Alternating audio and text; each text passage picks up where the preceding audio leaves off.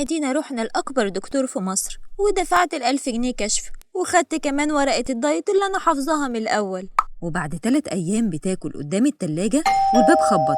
بلا دايت بقى، بلا خسسان، بلا قرف، أصلا الدايت خسارة في وشه. عاملين إيه يا حبايبي؟ شرفتوني. مالك يا مروة؟ زعلانة ليه؟ زهقت بقى من الدايت، كل شوية أخس وأتخن وأديني على الحال ده. وأنا أصلا مشكلتي عارفاها في الأكل العاطفي، إني بتعصب باكل، بفرح باكل، بحزن باكل، ومش عارفة أعمل إيه ده؟ انتي خسيتي كده إزاي؟ انتي خاسة يجي 30 كيلو. أنا عاملة أصلا تكميم من 9 شهور، وده اللي خسسني 30 كيلو. بس يا نهار أبيض، ده أنا في الشهر الثامن تخنت يجي 5 كيلو بحالهم مرة واحدة. وده ليه؟ أصلا أنا مشكلتي في الدايت، مشكلتي في الجوع العاطفي. مش بعرف أعبر عن مشاعري خالص، وبكتم جوايا، وكل ده بيطلع في الشوكولاتة والبيتزا.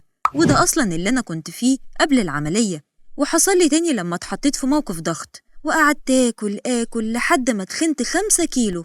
وساعتها قعدت أدعبس على النت لحد ما ظهر لي شريف سلامة، أخصائي التغذية، واكتشفت إن هو مجاله هيلث كوتشنج برضه. وده مجال جديد بقاله في مصر 2 بس، وكمان بيشتغل على حاجات كتير زي الاسترس، ومتخصص أكتر في الجوع العاطفي، وكمان التغذية ما بعد تكميم المعدة. فحظبط معاه الجوع العاطفي الأول، عشان فهمت منه إني لازم أحل أصل المشكلة عشان مرجعش واتخن تاني. وفي كتير جدا بيتخنوا بعد العمليات، وظبط معاه التغذية برضه. فأنت يا مروة لازم تتابعي معاه وتحلي أصل المشكلة، وهي الجوع العاطفي، وتبدأي جلسات هيلث كوتشنج مع شريف سلامة، حصل على ماجستير تغذية علاجية جامعة القاهرة Certified Health Coach من ICF، الاتحاد الدولي من الكوتشنج.